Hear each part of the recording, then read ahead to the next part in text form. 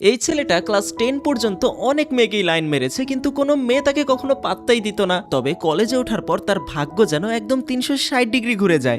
তিনটা প্রেম হয়েছিল তার এই 2 বছরের জীবনে। আর সমস্যা হয়ে যায় তখন যখন সে একসাথে 2টা মেয়ের সাথে প্রেম করতে শুরু করে। কিন্তু একদিন তার 2 প্রেমিকা একসাথে তার এই ডাবল ডেটিং সম্পর্কে জেনে যায়, আর সেখানেই বেঁধে যায় মহাতুল কালাম। আর ভাগ্যের কি নির্মম পরিহাস, ছেলেটা যখন 2টা মেয়ে নিয়ে ধরা তখন তার বাবা দূর থেকে সবকিছু দেখে ফেলে। এখন একদিকে তার 2 গার্লফ্রেন্ড, অপরদিকে বাবা।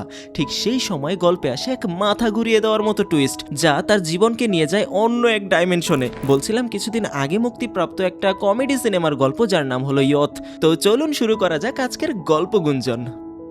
নিশ্চিন্তে ঘুমিয়ে থাকা এই ছেলেটা হলো প্রবীণ। আজকে তার এসএসসি পরীক্ষার রেজাল্ট দেওয়ার কথা, কিন্তু তার এই নিয়ে খুব একটা চিন্তা নেই, যা তার পরে পরে ঘুমানো দেখলেই বোঝা যায়। একদিকে তার মা সেই সকাল 4টা থেকে তার জন্য প্রার্থনা করে যাচ্ছে, কেননা প্রবীণ পড়াশোনায় ফটকা প্রকৃতির ছেলে। সারা বছর একদম ঠিকঠাক করে পড়াশোনা করেনি, কিন্তু এরপরও তার মা তাকে এখনো অনেক আদর করে। আর তার বাবার মতে প্রবীণের জন্ম নেওয়ার পর থেকে নাকি প্রবীণের মা তাকে সময়ই দেয় না, সবসময় ছেলেকে নিয়েই পড়ে থাকে। এই যেমন তার জন্য তার মা কিছু খাবার তৈরি করেছে, সেগুলো যদি সে না খায় তাহলে সেগুলো তার বাবাকে দেওয়া হয়, যেগুলো তার একটাই পছন্দ হয় না, কারণ তার কাছে এগুলো মনে হয় স্বামীর প্রতি ভালোবাসা কমে যাওয়া। তাই 2 দিন পর পর রাতে টিটি পানি খেয়ে সে কষ্টে তার বিয়ের প্রথম দিনের কথা বলতে থাকে। প্রবীণের বাবার একটা বেকারি আছে, তিনি মনে মনে নিজেকে একজন সফল ব্যবসায়ী মনে করেন। সেদিন একটু বেলা হবার পর প্রবীণের মা কম্পিউটারের দোকানে যায় প্রবীণের রেজাল্ট বের করার জন্য। রেজাল্টটা দেখে তার মা আনন্দে চিৎকার করে ওঠে, যে চিৎকার দেখে আশেপাশের সবাই মনে করে হাইয়েস্ট নাম্বার হয়তো তারই এসেছে। কিন্তু আদতে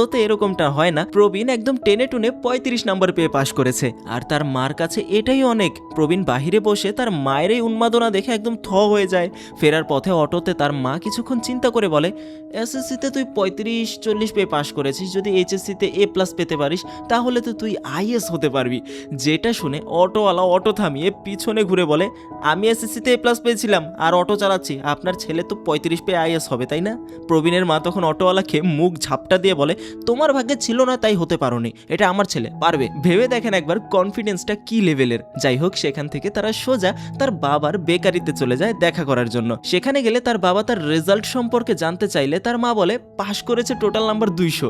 যেটা শুনে তার বাবা বলে, হয়েছে, আমি ওর পেছনে টাকা ঢেলে পড়াশোনা করাতে পারবো না, কাল থেকে ও যেন আমার সাথে বেকারিতে এসে কাজ করে। যেটা শুনে তার মা রেগে গিয়ে বলে, আপনি পড়াশোনা না করালেও আমি করাবো, আমার ছেলেকে আমি ঠিকই মানুষের মতো মানুষ করে ছাড়বো। যেখান থেকে সে প্রবীণকে বাড়িতে পৌঁছে দিয়ে সোজা কলেজে তার অ্যাডমিশন করানোর জন্য যায়। সেখানে কলেজের প্রিন্সিপাল প্রবীণকে কিছুতেই ভর্তি করতে চাইছিল না, কারণ প্রবীণ এতটা খারাপ স্টুডেন্ট যে তাকে ভর্তি করালে কলেজের দুর্নাম। যেটা শুনে তার মা ব্যাগ থেকে একটা শিশি বের করে এমন অভিনয় করতে থাকে যে যদি প্রবীণকে তারা ভর্তি না করে তাহলে সেটা খেয়ে সে নিজেকে শেষ করে ফেলবে। মানে কমেডির একটা লেভেল দেখেন। তখন প্রিন্সিপাল এমন কাহিনী দেখে প্রবীণকে অ্যাডমিশন দিয়ে দেয়। বাড়িতে ফিরে সে প্রবীণকে জানায়, তোর অ্যাডমিশন হয়ে গেছে। সেই সময় তার বাবা রেগে মেগে বাড়িতে ফিরে আসে, কারণ সে খবর পেয়েছে তার মা তার গয়না বন্ধক রেখে টাকা নিয়ে প্রবীণকে ভর্তি করিয়েছে। কোনো উপায় না পেয়ে তিনি নিজেই টাকা দিয়ে সে গয়নাগুলো আবার ছাড়িয়ে নিয়ে এসেছে। এই নিয়ে তাদের মধ্যে তখন সেখানে ঝগড়া শুরু হতে ধরে, কারণ তার বাবা চায় না সে আর পড়াশোনা করুক। সেই সময় তার এক বন্ধু তাকে খেলতে যাওয়ার জন্য ডাক দিলে প্রবীণ দৌড়ে ঘর থেকে বের হয়ে যায়। খেলার মাঠে এসে প্রবীণ তার নিজের জীবনের সম্পর্কে আমাদের বলতে লাগে। তার থেকে জানা যায় সে পরিবার, লেখাপড়া কোনো কিছুই খুব একটা পরোয়া করে না। ঠিকঠাক চললে চললো, না চললে নাই। এই খামখেয়ালি জীবনের মধ্যে তার একটা বিষয়ের প্রতি খুব আকর্ষণ, সেটা হলো প্রেম। আর এই বিষয়টা নিয়ে শুধু তার নয়, আমি জানি এসএসসি লেভেলের সবার একটু আকর্ষণ আছেই। স্কুল জীবনে সে অনেক মেয়েকেই পছন্দ করত, টুকটাক লাইন মারার চেষ্টাও করত, কিন্তু তাদের এলাকার মুদি দোকানের মেয়ে ছাড়া কোনো মেয়ে তাকে খুব একটা পাত্তা দিত না। তাকে দেখলেই নাক মুখ ছিটকাতো। কিন্তু প্রবীণ এসবে মন খারাপ করতো না, কারণ সে মনে মনে ধরে নিয়েছে এই স্কুলের সব থেকে খারাপ চেহারা তার। তাই রিজেকশনগুলো তার খুব একটা গায়ে লাগতো না। এরপর গল্প 1 মাস এগিয়ে যায়। আজকে প্রবীণের কলেজের প্রথম দিন। যথারীতি দ্বিতীয় দিন কলেজে গেলে একটা ক্লাসের শেষে কথা উঠে আজকে ম্যাম বাড়ির কাজ দিয়েছেন, কিন্তু প্রবীণ এবং তার বন্ধুরা এই ব্যাপারে একদম ভুলে গেছে। কিভাবে কি করবে বুঝতে না পেরে তারা একে অপরের সাথে ফিসফিস করে কথা বলতে নাই, যেটা ম্যাম দেখতে পেয়ে তাদেরকে ক্লাসের বাইরে বের করে দেয়। আর তারা 4 জন বাইরে দাঁড়িয়ে থাকার কিছুক্ষণ পর দেখতে পায় পাশের ক্লাস থেকে আরেকটা মেয়েকে বের করে দেওয়া হয়েছে এবং তাকে তাদের সাথে একসাথে দাঁড়াতে বলা হয়েছে। প্রবীণ তো প্রথম দেখাতেই সেই মেয়েটাকে পছন্দ করে ফেলে, একটু কথা বলার চেষ্টা করে, কিন্তু মেয়েটা তাকে পাত্তাই দেয় না। এরপরের কয়েকটা দিন এই ঘটনা ঘটনারই পুনরাবৃত্তি ঘটে। প্রবীণ ও তার বন্ধুদেরকে ক্লাসরুম থেকে বের করে দেওয়া হয়, আর ওই মেয়েটাকেও তার ক্লাসরুম থেকে বের করে দেওয়া হয়। যেখান থেকে ধীরে ধীরে তাদের মধ্যে একটা বন্ধুত্ব তৈরি হয়ে যায়। এভাবেই আরো কয়েকটা দিন পেরিয়েছে।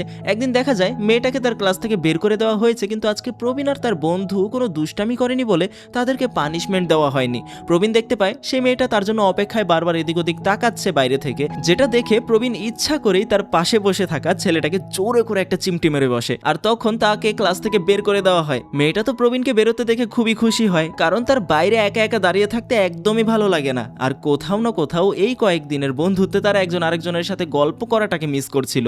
কিন্তু মজার ব্যাপার হলো, তাদের মধ্যে বন্ধুত্ব হলেও তারা এখনো একে অপরের নাম পর্যন্ত জানে না।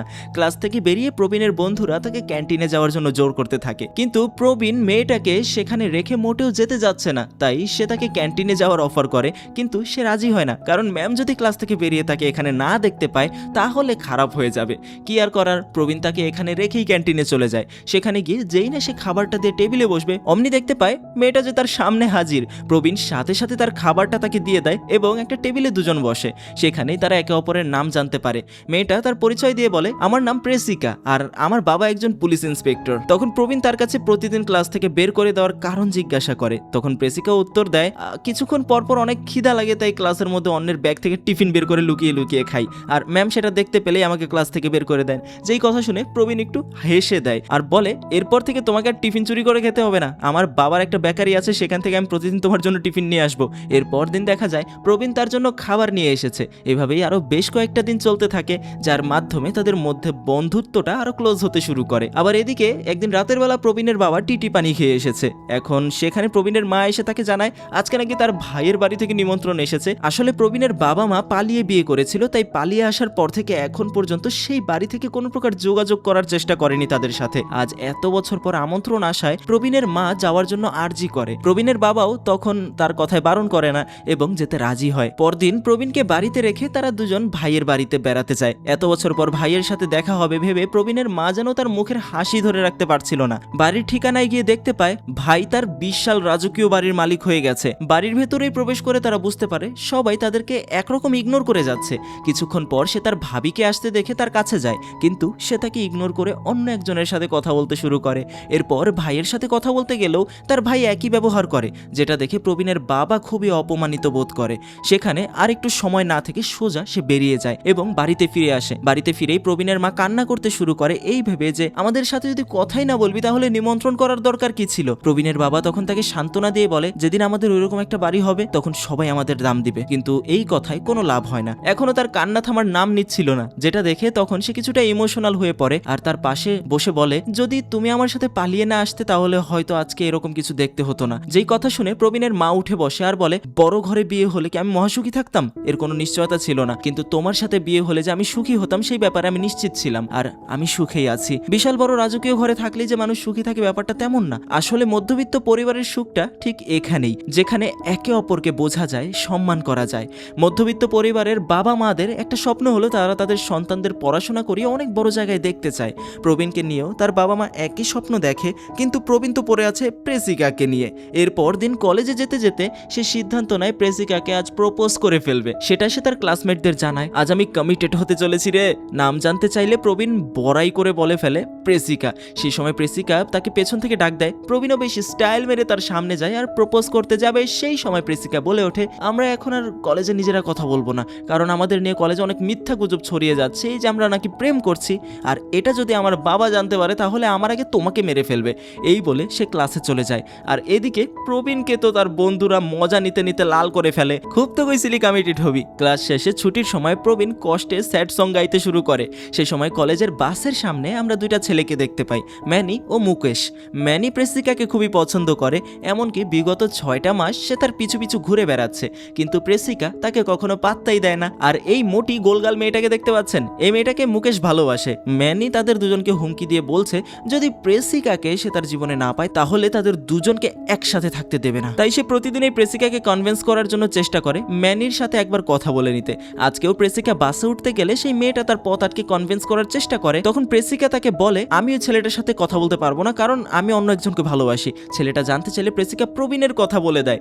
ম্যানি ও মুকেশ প্রবীণের কথা জানতে পেরে তাকে খুঁজতে বের হয় এবং হুমকি দিয়ে বলে প্রেসিকা বলেছে ও তোকে ভালোবাসে, কিন্তু আমি চাই ও আমার হোক। আমি যদি তোকে ওর কাছাকাছি দেখতে পাই তাহলে কিন্তু খুব খারাপ হয়ে যাবে। এই বলে তারা তখন সেখান থেকে চলে যায়। আর প্রবীণ প্রেসিকার সাথে কথা বলার জন্য দৌড়ে বাসে উঠে যায় এবং তাকে জিজ্ঞাসা করে সকালে আমাকে কথা বলতে বারণ করে দিলে আর ছুটির পর সবাইকে বলছো তুমি আমায় ভালোবাসো। প্রেসিকা তখন তো লজ্জা পেয়ে যায় আর বলে কলেজে কথা বলতে বারণ করেছি, বাইরে তো বারণ করিনি। আর সেটা থেকেই বোঝা যায় ম্যানির কাছ থেকে বাঁচার জন্য না, বরং প্রেসিকা সত্যি সত্যি প্রবীণকে ভালোবাসে। বাস থেকে নেমে যাওয়ার সময় প্রবীণ প্রেসিকাকে একটা রিকোয়েস্ট করে, বলে আজ পর্যন্ত আমি কোনো মেয়ের মুখে আমার জন্য আই লাভ ইউ শুনিনি, যদি তুমি আমাকে একবার বলতে।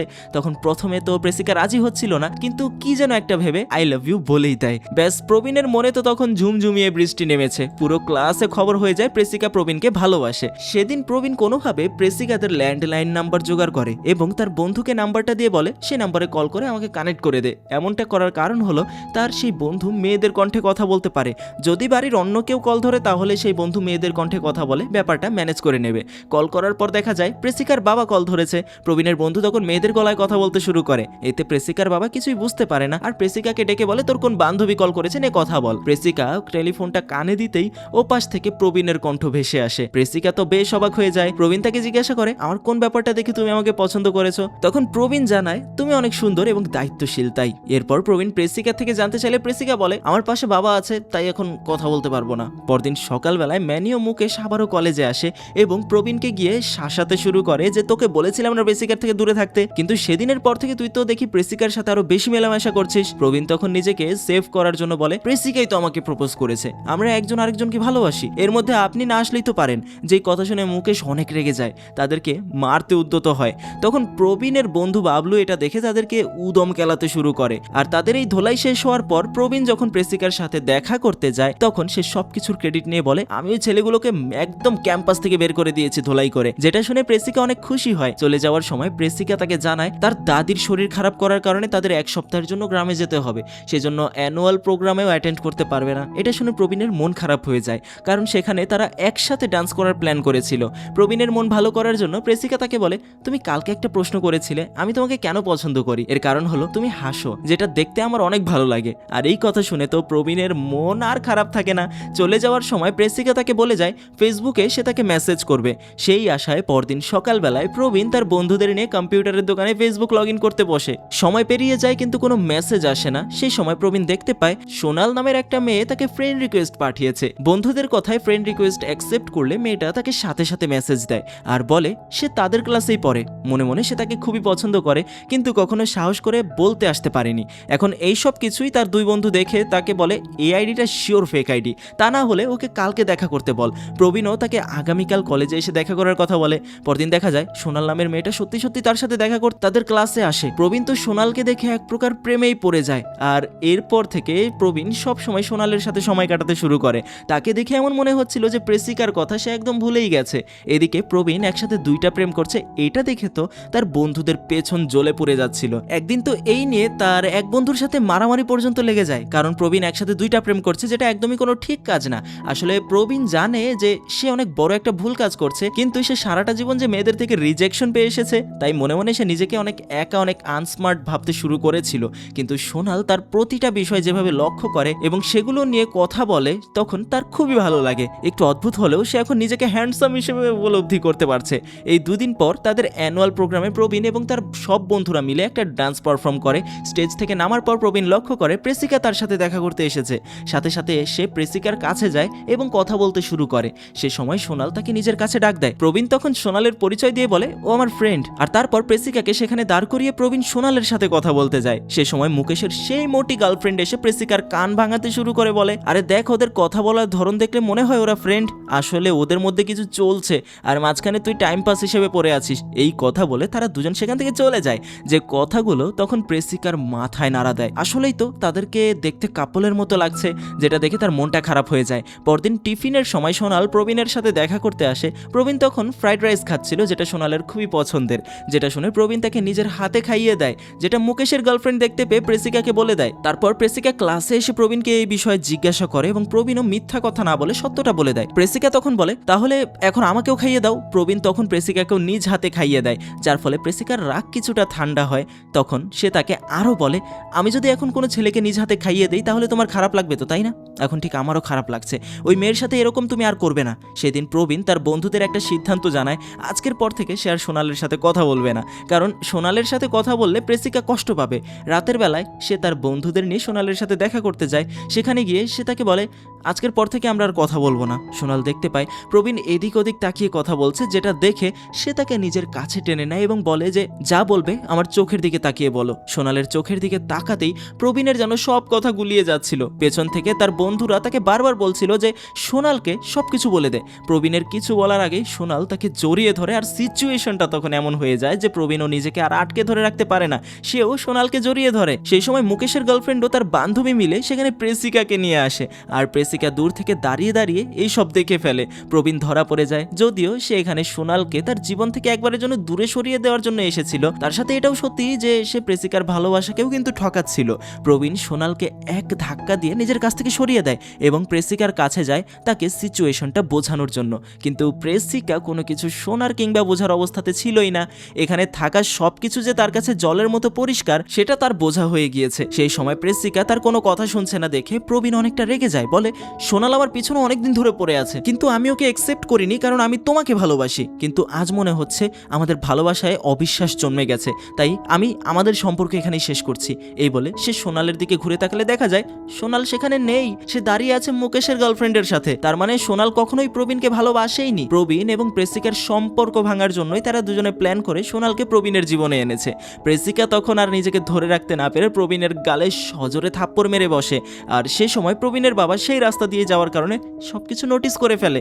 বাড়িতে ফিরে প্রবীণ ভয় দাঁত কামড়াতে শুরু করে, কারণ বাড়িতে ফিরলে তাকে তার বাবা আস্ত রাখবে না। কিছুক্ষণ পর তার বাবা ঘরে আসলে তার মনে ভয় যেন আরো বেড়ে যায়। এর ওপরেই তার বাবা কোনো রাগারাগি করছে না, বরং সে খুবই শান্ত আচরণ করছে। পরদিন সকালে প্রবীণকে তার বাবা সকাল সকাল ঘুম থেকে তুলে দেয় আর তাকে দিয়ে সমস্ত কাজ করাতে শুরু করে, যে কাজগুলো জীবনে সে কখনো করেনি সেগুলো আজ তার করতে হচ্ছে। কিন্তু কিছু বলতে কিংবা নাও করতে পারছে না, কারণ যদি তার বাবা তার মাকে সবকিছু বলে দেয় এই ভয়ে। বেলা একটু গড়ালে তাকে নিয়ে তার বাবা বেকারিতে যায় এবং বেকারির সকল কাজ করাতে শুরু করে। সেই সময় কাজ শেষ করে প্রবীণ কলেজে যায় এবং বন্ধুদের সাথে তার কষ্টের কথা শেয়ার করে। তার মতে বাবার হাতে মার খেলেও ভালো হতো এইসব কাজ করার চেয়ে। সেই সময় পিটি স্যার এসে অ্যানাউন্স করে যে আগামী রবিবার তাদের স্কুল থেকে পিকনিকে যাওয়া হবে, যেটা শুনে প্রবীণের মাথায় একটা আইডিয়া আসে। আর আজ এই তারা যে অবস্থা হয়েছে সোনালের জন্য, তাই সে সিদ্ধান্ত নেয় এই পিকনিকে গিয়ে সে তাকে উচিত শিক্ষা দেবে। প্ল্যান অনুযায়ী সব জায়গায় প্রবীণ ও তার বন্ধুরা মিলে সোনালের পিছু করতে শুরু করে। এতে অতিষ্ঠ হয়ে সোনাল একটা বেঞ্চে বসে কান্না করতে থাকে, যেটা দেখে তার ক্লাসের ফার্স্ট গার্ল কণা তার কাছে এগিয়ে আসে। সোনাল তখন তাকে সবকিছু খুলে বলে, যা শুনে কণা প্রবীণের কাছে যায় এবং পিটি স্যারের ভয় দেখিয়ে বলে, বেশি বাড়াবাড়ি করলে স্যারকে বলে দেবো। কণার সাথে প্রবীণের সম্পর্কটা খুব একটা ভালো না, ক্লাসে প্রায়শই তাদের মধ্যে ঝগড়া লেগে থাকে, তাই এখানেও তাদের মধ্যে কিছুটা কথা কাটাকাটি হয়। পিকনিক শেষ করে তারা আবার তাদের রেগুলার লাইফে ফিরে আসে। সেদিন স্কুলে কণার ডায়েরিতে তার বাবার ছবি দেখে সবাই হাসাহাসি করতে শুরু করে, কারণ তার বাবার মাথায় টাক পড়েছে। আর প্রবীণ পিকনিকের রাতের ঘটনার প্রতিশোধ নেওয়ার জন্য টেকো টেকো বলতে শুরু করে। কিছুক্ষণ পর ক্লাসে স্যার আসার পর দেখা যায় কণা বেঞ্চে মাথা রেখে শুয়ে আছে।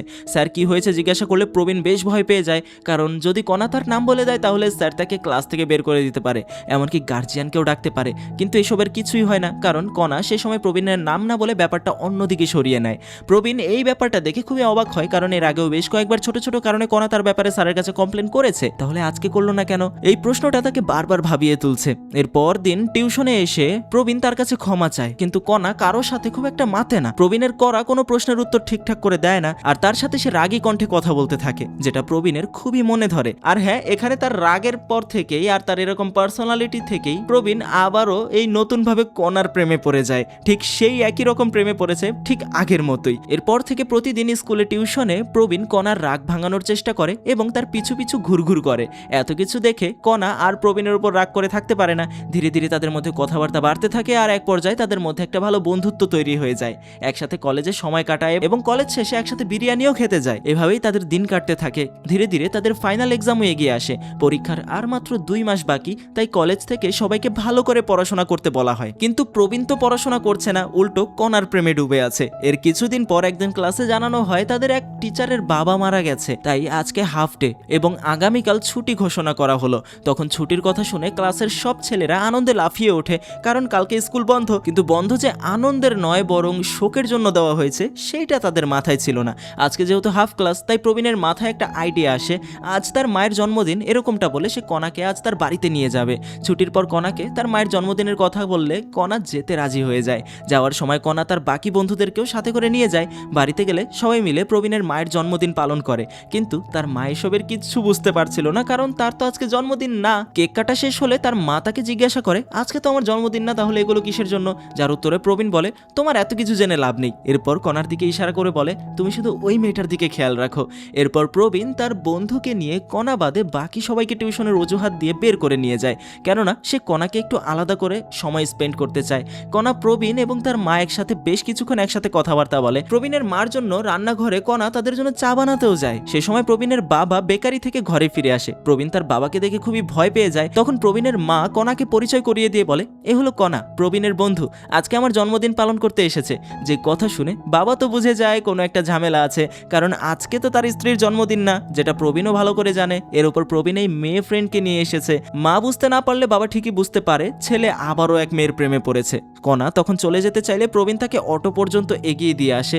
কণা চলে যাওয়ার সময় প্রবীণের মধ্যে থাকা কিছু একটা নাড়া দিয়ে ওঠে, কারণ কণাকে দেখে তার মনে হয়েছে সে তার মায়ের মতোই সুন্দর। যেই ভালোবাসার পেছনে সে এতদিন ছুটে এসেছে সেটা হয়তো কণাই। বাড়িতে ফিরে আসলে প্রবীণকে তার মা কাছে ডেকে গিয়ে বলে, কণাকে কি তুই পছন্দ করিস? যার উত্তরে প্রবীণ আর লুকায় না, বলে দেয়, হ্যাঁ আমি ওকে পছন্দ করি। এরপর তার মা তার সাথে তুলনা করে বলে, তুই কি আমার চেয়ে ওকে বেশি ভালোবাসিস? যার উত্তরে প্রবীণ বলে, আমি তোমার মতোই কণাকে ভালোবাসি। যার পর তার মা আর তাকে কিচ্ছু বলে না। রাতের বেলা শুয়ে শুয়ে প্রবীণের বাবা বলতে লাগে, আমাদের ছেলে মেয়েদের আমরা যতই ভালোবাসি না কেন, তারা যখন বড় হয়ে যায়, বিয়ে করে নেয়, তখন আমাদের থেকে অন্য কাউকে বেশি ভালোবাসতে শুরু করে। যার উত্তরে প্রবীণের বাবা বলে, আমিও তো আমার মাকে ছেড়ে তোমার কাছে চলে এসেছি। তখন প্রবীণের মা বলে, আমার ছেলেকে আমি সবার থেকে বেশি ভালোবাসি, তাই ও যদি কখনো আমাকে ছেড়ে চলে যায় তাহলে আমার অনেক খারাপ লাগবে। তখন প্রবীণের বাবা তাকে সান্ত্বনা দিয়ে বলে, আমাদের ছেলে তো এখন অনেক ছোট, এ ব্যাপারে ভাবার জন্য অনেক সময় আছে, আগে কলেজটা শেষ হোক। পরদিন সকালে প্রবীণ টিউশনে গেলে কণা তাকে জিজ্ঞাসা করে, শুনলাম তুমি নাকি র্যাগ ডেতে ড্যান্স পারফর্ম করবে, আমাকে আগে বললে না কেন? প্রবীণ তখন বলে, আমি ভেবেছিলাম তোমাকে সারপ্রাইজ দেবো, তাই বলিনি। কণা তখন তাকে বলে, এখন থেকে কিছু করতে হলে আমাকে জিজ্ঞাসা করে নেবে। এখন কণার তার প্রতি এরকম কেয়ারিং ভাব দেখে প্রবীণ তার প্রতি আরো বেশি লাড্ডু হয়ে যায়। ক্লাস শেষ হয়ে যাওয়ার পর প্রবীণ এবং তার বন্ধুরা সেদিন প্রোগ্রামের স্লট নিতে যায়। তখন সিদ্ধার্থ নামের একটা ছেলে তাদেরকে স্লট দিতে চায় না, কারণ তারা নিজেরাই সব স্লট দখল করে রেখেছে। প্রবীণ তাকে বেশ কয়েকবার রিকোয়েস্ট করে, কিন্তু কোনো লাভ হয় না। সিদ্ধার্থ তাদেরকে অপমান করে সেখান থেকে চলে যেতে বলে, যেটা প্রবীণের খুবই গায়ে লাগে। প্রোগ্রামের দিন যখন সিদ্ধার্থের পারফরমেন্সের সময় আসে, তখন প্রবীণের বন্ধুরা তাদেরকে একটা রুমের বাইরে আটকে দিয়ে তাদের জায়গায় পারফর্ম করতে স্টেজে উঠে পড়ে। প্রবীণ এবং তার বন্ধুদের নাচ সেখানে থাকা সব স্টুডেন্ট বেশ এনজয় করে। পারফরমেন্স শেষ হওয়ার পর নিচে নেমে আসলে সিদ্ধার্থ তার উপর হামলা করে মারতে আসে। কণা যখন তাকে বাঁচাতে এগিয়ে আসে, তখন সিদ্ধার্থের সাথে সে তর্কে জড়িয়ে যায়। সিদ্ধার্থ কণাকে এই ব্যাপার থেকে দূরে থাকতে বললে কণা তার কথা না শুনে প্রবীণকে তার সাথে করে নিয়ে যায়। যে ব্যাপারটা দেখে প্রবীণ তার উপর আরো বেশি ইমপ্রেসড হয়ে যায়, উপলব্ধি করতে পারে কণাও হয়তো তাকে ভালোবেসে ফেলেছে। এরপর থেকে ক্লাসের প্রতিটা সময় প্রবীণ কণার দিকে তাকিয়ে থাকে। তার বাবা যেমন তার মাকে ভালোবাসে, ঠিক সেই রকম একটা ভালোবাসা সে কণার প্রতি ফিল করতে পারছে। এরপর দিন ছিল তাদের ফেয়ারওয়েল। প্রবীণ এই দিনটাকে বেছে নেয় তার মনের কথাগুলো কণাকে বলার জন্য। অনুষ্ঠানের এক পাকে প্রবীণ কণাকে নিয়ে এক পাশে চলে যায় এবং তাকে তার প্রতি জমা অনুভূতির কথার জানান দেয়।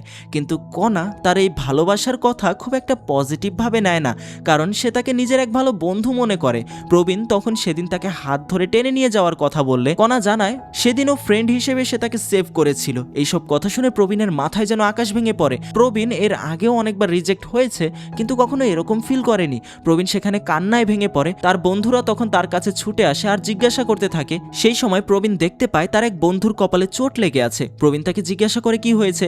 প্রথমে কেউ এর উত্তর দিতে চায় না, কিন্তু প্রবীণের জোর করাতে বাবলু বলে ওঠে সিদ্ধার্থ তাকে মেরেছে। যেটা শুনে তো প্রবীণের মাথায় রক্ত উঠে যায়।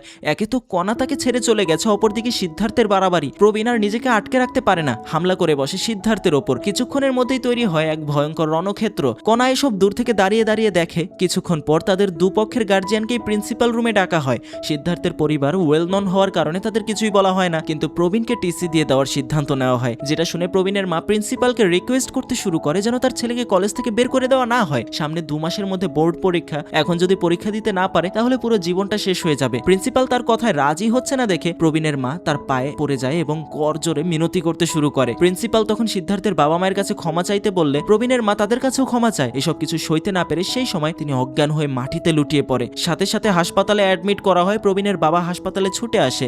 কিছুক্ষণ অবজারভেশনের পর ডাক্তার জানায় তার নাকি স্ট্রোক এসেছিল। এইসব কিছু দেখে প্রবীণের বাবা রাগ সামলাতে না পেরে প্রবীণকে চর মেরে বসে, কেননা তার মা সবসময় তাকে নিয়ে পড়ে থাকতো আর আজ তার জন্যই তার এই অবস্থা। কিছুক্ষণ পর তার মায়ের জ্ঞান ফিরে আসলে তারা দুজনেই ভেতরে যায়, আর সেখানে কেউ একজন আরেকজনের সাথে কথা বলছে না দেখে মা কি হয়েছে জিজ্ঞাসা করে, কিন্তু তারা তখন কিছুই বলে না। এরপর থেকে প্রবীণ সবসময় দূর থেকেই তার মাকে দেখতো, কখনো সাহস করে তার সামনে আসতো না, কারণ তার মায়ের আজকের এই অবস্থার পেছনে একমাত্র তার দায়। তার বাবা সবসময় তার মায়ের একা একা টেক কেয়ার করে। কিছুদিনের মধ্যে তার মা সুস্থ হয়ে বাড়িতে ফিরে আসে। এর কিছুদিন পর কলেজ থেকে আবারও প্রবীণের গার্জিয়ানকে ডাকা হয়। সেখানে তার বাবা গিয়ে প্রিন্সিপালকে বলেন যে প্রবীণের ব্যাপারে যে সিদ্ধান্ত তিনি নেবেন সেটাই তারা মেনে নেবে। এই বলে তার বাবা উঠে গেলে প্রিন্সিপাল প্রবীণকে আর কিচ্ছু বলে না, ক্লাসে গিয়ে ক্লাস করতে বলে। ক্লাসে প্রবেশ করতেই সবাই যেন প্রবীণকে দেখে তার সাথে কথা বলার জন্য হুমড়ি খেয়ে পড়ে, কিন্তু প্রবীণ চুপচাপ কোনো কথা না বলে বসে থাকে। আর কণা ক্লাসে পুরোটা সময় প্রবীণের দিকে চেয়ে থাকে। ক্লাস শেষ হলে প্রবীণ যখন কোথাও একটা যাচ্ছিল, কণা তখন কথা বলার জন্য তাকে ডাক দেয় এবং সেদিনের ওই ভাবে কথা বলার জন্য ক্ষমা চায়। আর আরো বলে, আমি তোমাকে পছন্দ করি, কিন্তু পছন্দ করলে তো আর সবকিছু হয় না, ভালোবাসতে গেলে ভবিষ্যৎ পরিকল্পনা এগোতে হয়। তুমি কখনোই ঠিক করে পড়াশোনা করনি, এমনকি শেষ এক্সামে একটা বিষয় পাশ করতে পারোনি। এভাবে চলতে থাকলে আমি যতই তোমার ভালোবাসা একসেপ্ট করি না কেন, একদিন সেটা ভেঙেই যাবে। এখন কণার মুখে এইসব কথা শুনে প্রবীণের পাশ থেকে তার এক বন্ধু বলে ওঠে, যদিও বোর্ড এক্সামে পাশ করতে পারে তাহলে কি তুমি ওকে ভালোবাসবে? যেই কথা শুনে কণা একদম চুপ হয়ে যায়। তাদের আর বুঝতে বাকি থাকে না কণার মনে কি চলছে। প্রবীণও তার বন্ধুরা হেঁটে চলে যেতে নেয়। সেই সময় কণা বলে ওঠে, বাসবো, যদি পাশ করতে পারে তাহলে আমি ওকে অবশ্যই ভালোবাসবো। প্রবীণ তখন একদম নিস্তব্ধ হয়ে দাঁড়িয়ে থাকে। কণার কথাগুলো তাকে অনেক ভাবিয়ে তোলে। বাড়িতে ফিরে সে তার বন্ধুদেরকে কল করে তার ঘরে ডেকে নেয় গ্রুপ স্টাডি করার জন্য, যেটা দেখে তার মা খুবই খুশি হয়। তারপর দিন থেকে তারা কলেজের এক্সট্রা কোচিং ক্লাসেও জয়েন করে। এমনকি কোচিংয়ে কোনো কিছু না বুঝতে পারলে টিচারের কাছে গিয়ে সেই প্রবলেমগুলো সলভ করে আসে। তার এই চেষ্টা দেখে তার মা তার উপর খুবই খুশি। এমনকি কলেজের প্রিন্সিপালও তার এই চেষ্টা দেখে খুবই আনন্দিত হয়। তারপর চলে আসে এক্সামের প্রথম দিন। তার মা তার জন্য পুজো করা অবস্থায় হঠাৎ তার শরীর খারাপ করে, যেটা দেখে প্রবীণ দ্রুত তাকে হাসপাতালে নিয়ে যায়। কিছুক্ষণের মধ্যে তার বাবাও সেখানে উপস্থিত হয়। তার পরীক্ষা শুরু হওয়ার সময় এগিয়ে আসছিল। কিছুক্ষণের মধ্যে ডক্টর চেক আপ করে জানায় সিরিয়াস কোনো সমস্যা হয়নি, একটু গ্যাসের প্রবলেম দেখা দিয়েছিল। এদিকে প্রবীণের পরীক্ষা শুরু হতে যাচ্ছিল, যেটা দেখে তার বাবা তাকে দ্রুত বাইকে করে কলেজে নিয়ে যায়। তার প্রতি এই বাবার যেন এতদিনের রাগ আজকে কমে গেছে। প্রবীণ কোনো মতে পৌঁছতে পেরেছে, কিন্তু পরীক্ষার কোনো সরঞ্জামই নিয়ে আসেনি, যেটা দেখে তার বন্ধুরা কলম স্কেল দিয়ে তাকে সাহায্য করে। 1 মাস ধরে পরীক্ষা চলে। গল্প আরো 2 মাস এগিয়ে যায় একদম রেজাল্টের দিন। সকাল সকাল তার মা প্রার্থনা করে বেরিয়ে যায় রেজাল্ট দেখার উদ্দেশ্যে। সঙ্গে আজ তার বাবাও আছে। কলেজের সামনে গেলে দেখা যায় বড় একটা ব্যানারে প্রবীণের ছবি লাগানো, যেটা দেখে তো তার মা ভয় পেয়ে যায়। ছেলে আবার কি আকাম করলো না, ব্যানারে ছবি টাঙিয়ে রেখেছে। পাশ থেকে কেউ একজন বলে ওঠে, আপনার ছেলে র্যাঙ্ক করেছে 9তম, তাই ব্যানারে ছবি দেওয়া হয়েছে। যেটা শুনে তার মায়ের আনন্দের ঠিকানা থাকে না। পাশে দাঁড়িয়ে থাকা বাবার বুক গর্বে ভরে ওঠে। সে সময় তার এক বন্ধু তাকে জানায় কণা তার জন্য অপেক্ষা করছে। প্রবীণ তখন কণার সাথে দেখা করতে যায়। কণা তখন তার হাত ধরে তাকে প্রপোজ করতে যাবে। সেই সময় প্রবীণ তাকে থামিয়ে দিয়ে বলে, আমাদের মধ্যে ভালোবাসা হবে না। কণা বুঝতে পারে না কি বলবে। তখন প্রবীণ তাকে বলে, আমি ভেবেছিলাম আমার বাবা যেরকম আমার মাকে ভালোবাসে আমিও হয়তো তোমাকে ভালোবাসি, কিন্তু আমি কখনো এটা ভেবে দেখিনি আমার মা যেমন আমার বাবাকে ভালোবাসে তুমি আমাকে তেমনটা বাসবে কিনা। আমার বাবার যখন কিচ্ছু ছিল না, না টাকা পয়সা না শিক্ষা, সেই সময় আমার মা আমার বাবাকে ভালোবেসে সবকিছু ছেড়ে তার সাথে চলে এসেছিল। কখনো ভাবেনি তার ভবিষ্যৎটা কেমন হবে, শুধুমাত্র বাবার উপর ভরসা রেখেছিল। কিন্তু তুমি আমার উপর ভরসা রাখতে পারোনি। ভালোবাসার আগে শর্ত জুড়ে দিয়েছিলে, পাশ করার শর্ত। তুমি অনেক ভালো একটা মেয়ে, কিন্তু তুমি আমার জন্য না। এরপর প্রবীণ তার হাতটা ধরে এবং সবকিছুর জন্য তাকে ধন্যবাদ জানায় এবং ভবিষ্যতের জন্য শুভকামনা জানিয়ে সেখান থেকে চলে যায়। কণার চোখে কান্না ভেসে আসে, কিন্তু তার মধ্যে প্রবীণকে আটকানোর সাধ্য নেই। তাকে যে এখন তার বাবা মায়ের স্বপ্ন পূরণ করতে হবে। কলেজ থেকে চলে যাওয়ার আগে প্রবীণ প্রেসিকার কাছে যায় এবং সবকিছুর জন্য ক্ষমা চায়। প্রেসিকাও তাকে ক্ষমা করে দেয়। এরপর সোনালের কাছে গেলে তারও প্রবীণের কাছে ক্ষমা চায়। সিদ্ধার্থের সাথেও দূর থেকে চোখে চোখে কথা হয়। দুজনে দুজনকে ক্ষমা করে একটা হাসির মাধ্যমে বেরিয়ে যাওয়ার আগে প্রবীণ পেছনে ঘুরে নিজের কলেজের দিকে তাকায়, যেখানে তৈরি হয়েছিল হাজারো স্মৃতি, প্রেম, পাগলামি আর কিছু অচেনা অজানা মানুষের সাথে বন্ধুত্ব, যারা রয়ে যাবে জীবনের সব থেকে সুন্দর স্মৃতিগুলোর মধ্যে। তো কেমন লাগলো আজকের গল্পটা জানাতে পারো কমেন্ট বক্সে। এরকম গল্প সবসময় আমাদের আত্মাকে ছুঁয়ে যায়। আশা করছি খুব ভালো লেগেছে। ভালো লাগলে প্লিজ লাইক করো আর সাবস্ক্রাইব করে রাখতে পারো যদি এরকম গল্প আরও দেখতে চাও। আর এই যে স্ক্রিনে আরও একটা গল্প ভেসে উঠেছে, ক্লিক করে দেখা শুরু করতে পারো। ধন্যবাদ।